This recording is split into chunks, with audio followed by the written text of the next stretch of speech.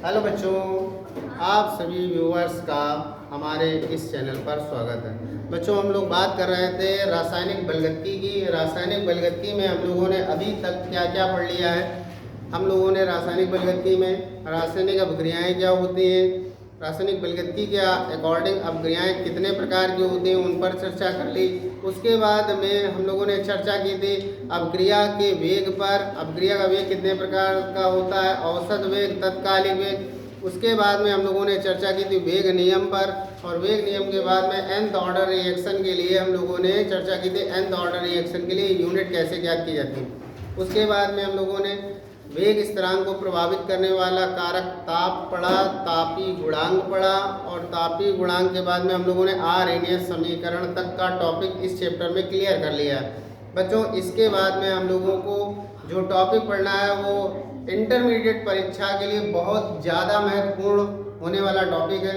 बच्चों, हम लोगों को पढ़ना है, इसके बाद में क्या पढ़ना है हम लोगों को पढ़ना है मॉलिक्यूलरिटी एंड ऑर्डर। दो चीज़ें पढ़नी है हम लोगों को। क्या क्या पढ़ना है? Molecularity of reaction and order of reaction, मतलब हिंदी में कहते हैं अभिक्रिया की आणविकता और अभिक्रिया की कोटि, जिनका हमें डिटेल से और कायदे में अध्ययन करना है। क्योंकि पेपर में जो यूपी बोर्ड का जो एग्ज़ाम होता है उसमें अभिक्रिया की आणविकता तथा अभिक्रिया की कोटि के संबंध में आपसे कोई ना कोई प्रश्न पूछ ही लिया जाता है। इसलिए आप लोगों को इस पर ध्यान देना है और विशेष ध्यान देकर अभिक्रिया की आणविकता और कोटि को समझना है। तो आओ चलो बच्चों, आज सीखते हैं अभिक्रिया की आणविकता और कोटि।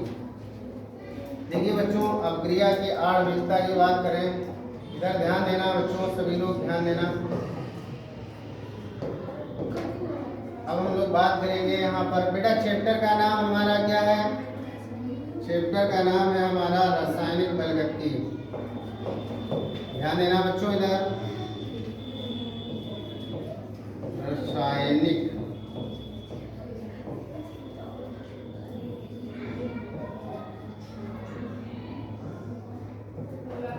बलगत्ती।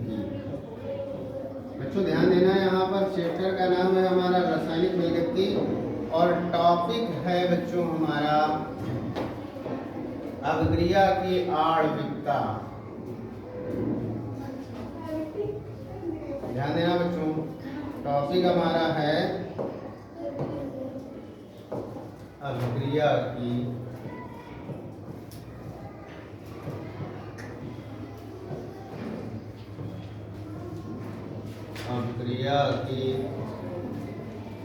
आणविकता।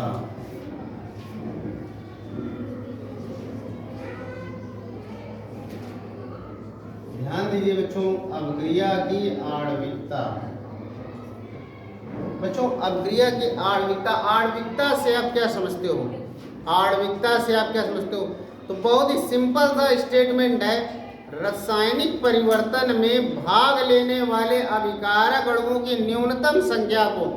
कोई भी रासायनिक परिवर्तन हो रहा है, इट मीन्स कोई केमिकल रिएक्शन हो रही है, कोई भी रासायनिक अभिक्रिया हो रही है, तो उस रासायनिक अभिक्रिया में जितने भी पदार्थ भाग लेते हैं उनकी संख्या को हम लोग क्या कहते हैं? उस अभिक्रिया की आणविकता कहते हैं। जैसे हमने मान लो ये कोई अभिक्रिया लिख रहे हैं, A + B tends to product. तो बच्चों यहाँ पर जरा ध्यान देना कि कितने अभिकारक अणु भाग ले रहे हैं इसमें। तो अभिकारक अणु दो हैं यहाँ पर, A और B, दो अभिकारक अणु भाग ले रहे हैं। जितने अभिकारक अणु रासायनिक परिवर्तन में भाग लेंगे वही तो आणविकता होगी। तो बच्चों इसकी आणविकता पूछी जाए तो आप कितनी बताओगे? इसकी आणविकता बच्चों होगी 2। कितनी होगी? 2। जैसे एक और हम रिएक्शन लिख दे रहे हैं, इधर ध्यान देना, जैसे 2A टेंड्स टू प्रोडक्ट। अब हम पूछे बच्चों कि इसकी आणविकता कितनी होगी, तो इसमें A के कितने अणु भाग ले रहे हैं? तो जवाब है 2। तो 2 अणु भाग ले रहे हैं, इसीलिए इसकी आणविकता कितनी होगी? 2। अब इसके बाद में बात करे ले रहे हैं, जैसे मान लो हमने A + B + C tends to product. हमने पूछा बच्चों इसकी आणविकता कितनी होगी, तो आप देख लीजिए इसमें कितने अभिकारक अणु भाग ले रहे हैं? A, B और C, 3 अणु भाग ले रहे हैं, इसीलिए आणविकता कितनी होगी बच्चों इसकी? 3। अगर हम एक रिएक्शन ऐसे लिखे दे रहे हैं A + 2B tends to product, तो बताओ इसकी आणविकता कितनी होगी? तो बच्चों कितनी आणविकता होगी? ध्यान देना, तो यहाँ पर A का 1, और बी के 2 है तो आणविकता कितनी हो गई 3। तो कहने का मतलब रासायनिक परिवर्तन में भाग लेने वाले अभिकारक अणुओं की न्यूनतम संख्या को हम लोग क्या कहते हैं, आणविकता कहते हैं। तो उम्मीद करते हैं बच्चों समझ में आया होगा।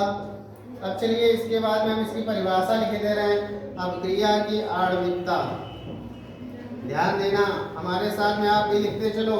अभिक्रिया की आणविकता, सभी बच्चे लिखते चले।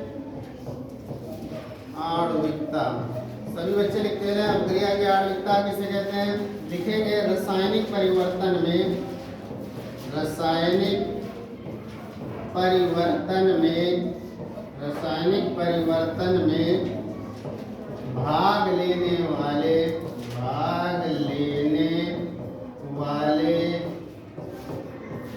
अभिकारक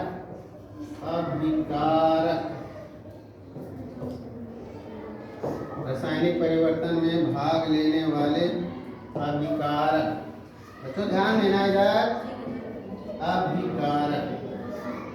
अभिकारक अणुओं की, अभिकारक अणुओं की न्यूनतम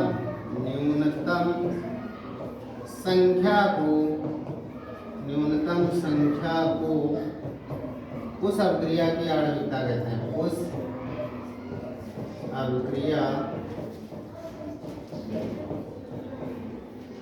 अभिक्रिया की आणविकता कहते हैं। आणविकता कहते हैं। हाँ तो बच्चों यहाँ तक आपको समझ में आ गया होगा। रासायनिक परिवर्तन में भाग लेने वाले अभिकारक अणुओं की न्यूनतम संख्या को उस अभिक्रिया की आणविकता यानी मॉलिक्यूलरिटी कहते हैं। अब इसके बाद में बच्चों इसका कुछ एग्जांपल देख लीजिए। जैसे हमने मान लो यहाँ पर लिखा, बच्चों ध्यान देना है, यहाँ पर NH4NO2। अब बच्चों ये मान लीजिए कोई अभिक्रिया हो रही है, यहाँ से क्या होगा, ध्यान देना, N2 + 2H2O। ध्यान देना बच्चों, यहाँ पर कितने अभिकारक अणु भाग ले रहे हैं, आप देख लीजिए। ये जो आपके सामने रिएक्शन है इसमें कितने अभिकारक अणु भाग ले रहे हैं। तो इसमें बच्चों भाग लेने वाले अभिकारक अणुओं की संख्या कितनी है, 1। देखो यही एक सिंगल ही तो एक अभिकारक अणु है, तो इसमें भाग लेने वाले अभिकारक अणुओं की संख्या है बच्चों 1। इसीलिए इसकी आणविकता कितनी होगी, 1। और एक आणविकता को हम लोग लिखते हैं एकाणु। क्या लिखते हैं, एकाणु, यूनिमॉलिक्यूलर यानी एकाणु। अब बच्चों एक और एग्जांपल लिख रहे हैं, ध्यान देना, H2 + I2 → 2HI। बच्चों यहाँ पर कितने अभिकारक अणु भाग ले रहे हैं, ध्यान देना, यहाँ पर कितने अभिकारक अणु भाग ले रहे हैं, 1 और 1 2। तो इसकी आणविकता कितनी है, 2। तो इसे हम लिखेंगे द्विअणु। क्या लिखेंगे बच्चों, द्विअणु। ध्यान देना, इसी प्रकार से चलिए एक और लिख दे रहे हैं ताकि चीजें क्लियर हो जाए। देखिए जैसे हमने ये लिखा, ये 2NO, ध्यान देना बच्चों, इधर 2NO + O2 → 2NO2। तो इसमें कितने अभिकारक अणु भाग ले रहे हैं, इसमें भाग लेने वाले अभिकारक अणुओं की संख्या है 3, इसीलिए ये त्रिअणु है, त्रिअणु। तो बच्चों आप लोगों ने न केवल आणविकता की परिभाषा लिखी बल्कि आप लोगों ने एग्जाम्पल भी देखा। रासायनिक परिवर्तन में भाग लेने वाले अभिकारक अणुओं की न्यूनतम संख्या को हम लोग क्या कहते हैं, उस अभिक्रिया की आणविकता कहते हैं। यदि रासायनिक परिवर्तन में 1 अणु भाग ले रहा है तो आणविकता 1, 2 अणु भाग ले रहे हैं आणविकता 2, 3 अणु भाग ले रहे हैं तो आणविकता 3। यहाँ आप देख रहे हो साफ साफ इस रासायनिक परिवर्तन में कितने अभिकारक अणु भाग ले रहे हैं, तो जवाब है ये, तो आणविकता 1। इसमें कितने अणु भाग ले रहे हैं, 2, तो आणविकता 2। इसमें 2 इसके और 1 इसके, टोटल कितने हुए, 3, तो आणविकता 3। तो हमने सब परिभाषा के साथ साथ सबका एग्जाम्पल भी लिखा। अब बच्चों इसके आगे बात करने आ रहे हैं। एक चीज जरा समझ लेना, जैसे आप लोग समीकरण को देखकर आणविकता बता रहा हूँ, बात सही, लेकिन केवल और केवल उन्हीं समीकरण को देखकर आप उनकी आणविकता बता सकते हो जो समीकरण सरल होते हैं। जरा ध्यान देना बच्चों, वे समीकरण जो सरल होते हैं यानी सिंपल रिएक्शंस जो होती हैं, सिंपल रिएक्शंस के संतुलित समीकरणों को, ध्यान देना बच्चों, सिंपल रिएक्शंस के संतुलित समीकरण को हम देखकर उसकी आणविकता को जज कर सकते हैं। जितने भी हमारी सिंपल रिएक्शंस होते हैं उनके बैलेंस इक्वेशन में, मतलब संतुलित समीकरण में जितने भी अभिकारक अणु पार्टिसिपेट करते हैं, भाग लेते हैं, उनकी संख्या को हम लोग कहते हैं अभिक्रिया की आणविकता। तो यदि अभिक्रिया सरल है, यदि अभिक्रिया सिंपल है, यदि अभिक्रिया सिंपल है तो उसकी आणविकता उसके संतुलित समीकरण को देखकर बताई जा सकती है। फिर से मेरी बात ध्यान से सुनिए, यदि अभिक्रिया सिंपल है, यदि अभिक्रिया सरल है, अभिक्रिया सरल है और उसका जो समीकरण दिया गया है वो संतुलित समीकरण है, तो उस समीकरण को देखकर आप उसकी आणविकता को बता सकते हो। यदि अभिक्रिया कैसी है, सिंपल, अगर सिंपल अभिक्रिया है प्लस उसका जो समीकरण दिया गया है वो संतुलित है, तो उसमें जितने भी अभिकारक अणु भाग ले रहे हैं उनकी संख्या ही उसकी आणविकता होगी। तो सिंपल और संतुलित समीकरण को देखकर हम उसकी आणविकता को बता सकते हैं। जैसे यहाँ नीचे देखिए, ये रिएक्शन भी कैसा है, सिंपल है, और इसका रिएक्शन कैसा है, संतुलित है। सिंपल रिएक्शन है प्लस संतुलित समीकरण है, तो आप इसकी आणविकता को इस समीकरण को देखकर बता सकते हो। जैसे ये थर्ड वाला रिएक्शन देखिए, ये भी कैसी रिएक्शन है, सिंपल रिएक्शन है। कैसी रिएक्शन है, सिंपल रिएक्शन है, और सिंपल के साथ साथ जो इसका समीकरण दिया गया है वो संतुलित है। तो सिंपल रिएक्शन के संतुलित समीकरण को देखकर उसकी आणविकता आसानी से बताई जा सकती है। परंतु अगर रिएक्शन सिंपल ना होकर जटिल है, यदि रिएक्शन सिंपल ना होकर जटिल है, तो फिर उसकी आणविकता को हम उसके समीकरण को देखकर नहीं बता सकते। आओ चलो बच्चों आगे देखते हैं। इतना समझ में आया बच्चों? आणविकता की बात चल रही थी, ध्यान देना, आणविकता। तो आणविकता को हम लोग कैसे चेक करते हैं? यदि रिएक्शन सिंपल है, कैसी है, यदि रिएक्शन सिंपल है, सिंपल का मतलब सरल, यदि अभिक्रिया कैसी है, सिंपल रिएक्शन है यानी सरल अभिक्रिया है, तो सरल अभिक्रिया की आणविकता उसके संतुलित समीकरण को देखकर बताई जा सकती है। सरल अभिक्रिया की आणविकता को उसके संतुलित समीकरण को देखकर बताया जा सकता है। और जबकि जो जटिल अभिक्रियाएं होती हैं, जरा ध्यान देना बच्चों, जो जटिल अभिक्रियाएं होती हैं, कौन सी अभिक्रियाएं, जटिल, जितनी भी जटिल अभिक्रियाएं होती हैं उनकी आणविकता को उनके संतुलित समीकरण को देखकर कभी ज्ञात नहीं किया जा सकता। जितनी भी जटिल अभिक्रियाएं होती हैं उनकी आणविकता को उनके समीकरण को देखकर नहीं ज्ञात किया जा सकता। तो अगर समीकरण को देखकर ज्ञात नहीं किया जा सकता तो कैसे ज्ञात करेंगे? तो उसको ज्ञात करने के लिए आपको उस अभिक्रिया की क्रियाविधि देखनी होगी। क्या देखनी होगी बच्चों? क्रियाविधि। देखिए, यदि अभिक्रिया कैसी है बच्चों, जटिल है, यदि कोई हमारी रिएक्शन है वो जटिल है, उसकी आणविकता ज्ञात करनी है, तो उसकी आणविकता का मान आप उसके समीकरण को देखकर ज्ञात नहीं कर सकते हो। यदि अभिक्रिया जटिल है तो उसकी आणविकता का मान उसके समीकरण को देखकर नहीं, बल्कि उसकी क्रियाविधि को देखकर ज्ञात करेंगे। क्या क्या देखना है आपको?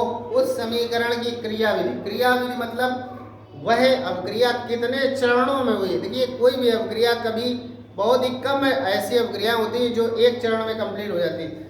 जो सिंपल रिएक्शन होती हैं वो एक चरण में कंप्लीट हो जाती है, लेकिन जो जटिल अभिक्रियाएं होती हैं वो कभी एक चरण में कंप्लीट नहीं होती, एक से ज़्यादा चरणों में कंप्लीट होती है। मेरी बात ध्यान से सुनो, जो सिंपल रिएक्शन होती है, सरल जो अभिक्रियाएं होती हैं वो एक चरण में कंप्लीट होती हैं, और उस चरण में जितने भी अभिकारक अणु भाग लेते हैं उनकी संख्या को ही उस अभिक्रिया की आणविकता कहते हैं। परंतु जितनी भी जटिल अभिक्रियाएं होती हैं वो कभी भी एक चरण में कंप्लीट नहीं होती, एक से ज़्यादा चरणों में कंप्लीट होती हैं। तो उन सभी चरणों में हमें ये देखना है कि कौन सा चरण स्लो यानी मंद गति से हो रहा है। आपको देखना है कौन सा चरण मंद गति से हो रहा है। देखिए, जब बहुत सारे चरण होते हैं तो उनमें से कुछ चरण ऐसे होते हैं जो मंद गति से होते हैं, कुछ चरण ऐसे होते हैं जो तीव्र गति से होते हैं। तो आपको ये देखना है, जो जब उसकी क्रियाविधि आप देखोगे तो उसमें ये देखना है कि मंद पद कौन सा है, कौन सा चरण मंद है, और जो चरण मंद होगा उसमें जितने भी अभिकारक अणु होंगे उनकी संख्या ही उस अभिक्रिया की आणविकता होगी। जैसे मान लो हम कोई अभिक्रिया लिखे, जैसे मान लो 2a प्लस b2, ध्यान देना बच्चों, 2a plus b2 times to 2ab। जैसे मान लो सपोज दैट ये एक जटिल अपक्रिया है, आपके सामने जो लिखी हुई अपक्रिया है ये कॉम्प्लेक्स रिएक्शन माने ले रहे हैं, मान लीजिए जटिल अपक्रिया है, तो आप इसकी आणविकता इसके समीकरण को देखकर नहीं बता सकते हो। क्यों? क्योंकि समीकरण के अकॉर्डिंग इसकी आणविकता कितनी आनी चाहिए बच्चों, तो 2 यहाँ पर 1 यहाँ पर, 2 1 3 आनी चाहिए। अब आप 3 लिख दोगे तो गलत हो जाएगा क्योंकि इसकी आणविकता 3 नहीं होती। ये एक जटिल रिएक्शन है, तो जटिल रिएक्शन के लिए आपको फिर इसकी क्रिया विधि लिखनी पड़ेगी। तो देखिए इसकी क्रिया विधि लिख रहे हैं, ध्यान देना, क्रिया विधि। तो क्रिया विधि में हम इसके चरण लिखेंगे। देखो पहले फर्स्ट चरण में क्या होगा, 2a है, इनमें से एक B2 से अपक्रिया करके बनाता है AB2। क्या बनाता है बच्चों, AB2। और ये पद है आपका मंद। कैसा है बच्चों, मंद। अब AB2 जैसे ही बन जाता है तो AB2 फिर से अपक्रिया कर लेगा एक बचे हुए A मानी 2 से और AB1 2AB बनाएगा और ये स्टेप होगा तीव्र। कैसा होगा बच्चों, तीव्र। तो ये स्टेप तीव्र हो गया। अब बच्चों इसकी जैसे आणविकता बतानी है तो आणविकता के लिए आप क्या करोगे, इसके जितने भी स्टेप हैं, जितने भी चरण हैं, उन चरणों में देखोगे कि मंद वाला चरण कौन सा है। तो बच्चों मंद वाला कौन सा चरण है, इसमें ऊपर वाला ये मंद चरण है। और मंद वाले में जितने भी अभिकारक अणु भाग लेंगे वही इस अपक्रिया की आणविकता होगी। तो मंद वाले में जितने अभिकारक अणु भाग ले रहे हैं 2, तो आणविकता इसकी कितनी होगी, आणविकता होगी इसकी 2। जबकि आप इस समीकरण से अगर बताते तो आणविकता कितनी बताते हैं, 3, जबकि 3 होती नहीं। आणविकता कितनी है इसकी, 2। तो कहने का मतलब आप लोगों ने ये सीखा कि अपक्रियाएं 2 प्रकार की होती हैं, एक तो सिंपल और एक कॉम्प्लेक्स, मतलब सरल और जटिल। अगर अपक्रिया सिंपल है, यदि अपक्रिया सिंपल है तो उसकी आणविकता का मान उसके संतुलित समीकरण को देखकर बताया जा सकता है। यदि अपक्रिया सिंपल है, उसकी आणविकता याद करनी है तो उसका संतुलित समीकरण लिखिए और उस समीकरण में देखिए कितने अभिकारक अणु भाग ले रहे हैं, उनकी संख्या को ही उस अपक्रिया की आणविकता कहते हैं। परंतु अगर अपक्रिया कैसी है, जटिल, यदि अपक्रिया जटिल है तो आप उसके संतुलित समीकरण को देखकर उसकी आणविकता कभी नहीं बता सकते हो। आपको उसको बताने के लिए आप उसकी क्रिया विधि देखिए और क्रिया विधि में आपको उसके सारे स्टेप देखना कौन सा स्टेप स्लो हो रहा है। जो स्टेप स्लो होता है मतलब जो चरण मंद होता है उसमें जितने भी अभिकारक अणु भाग लेते हैं उनकी संख्या को उस अपक्रिया की आणविकता कहते हैं। उम्मीद करते हैं आपको ये समझा पाए होंगे। तो बच्चों इसका आप स्क्रीनशॉट ले लीजिए, इसके बाद हम लोग आगे चलते हैं।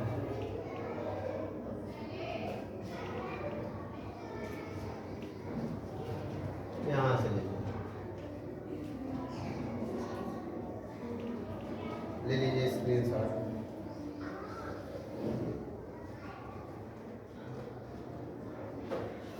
ले लीजिए।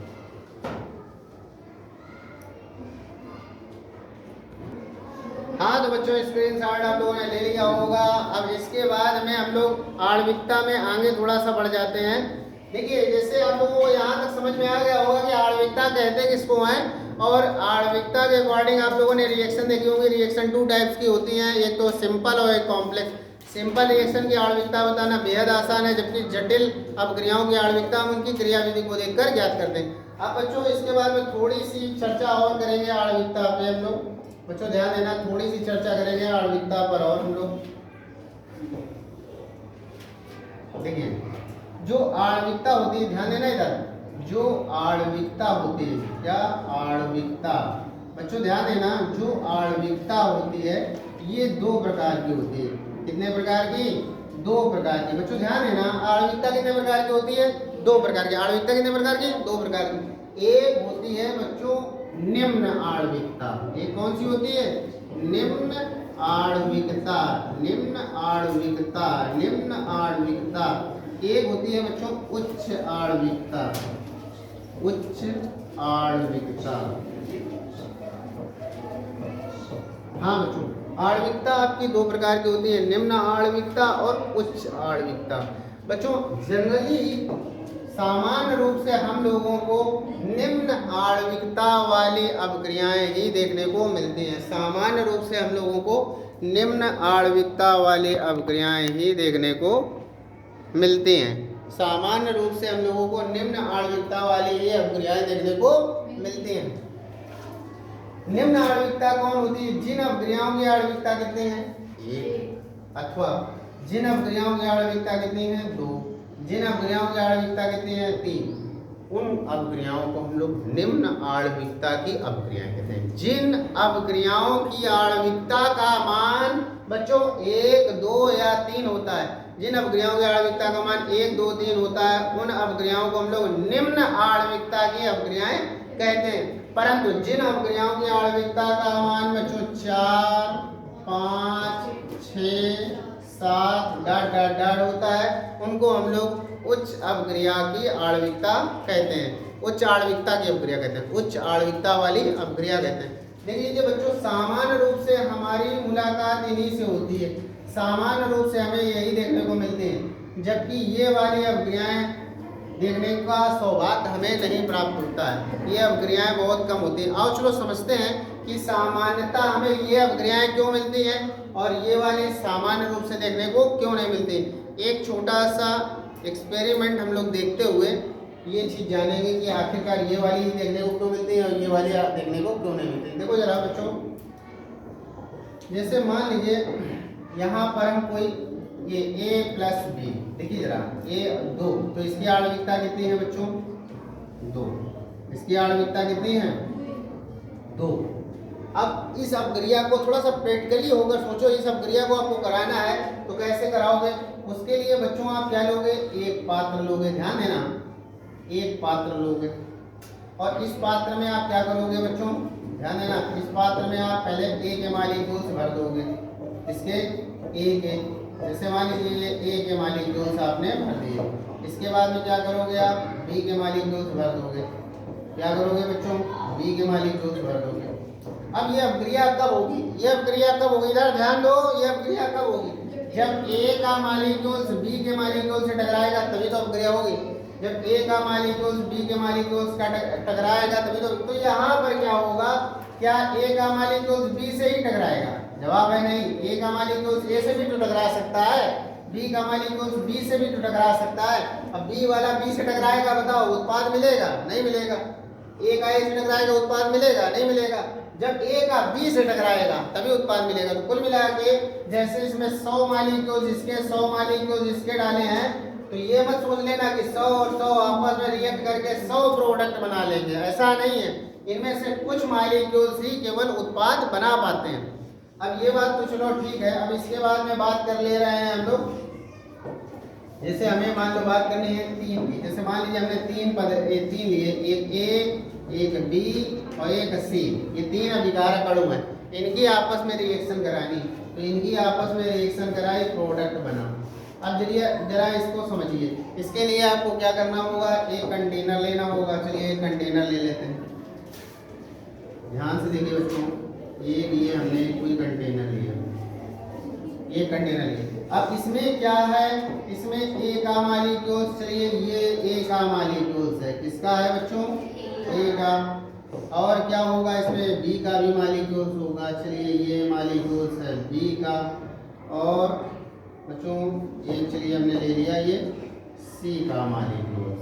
अब ये तो हमने एक एक बनाया, क्या इसके अंदर कई एक होंगे? तो जवाब है ऐसा तो होगा नहीं। अपक्रिया करानी है तो 100, 500 इसके मॉलिक्यूल्स, इसके मॉलिक्यूल्स, इसके मॉलिक्यूल्स, बहुत सारे होंगे।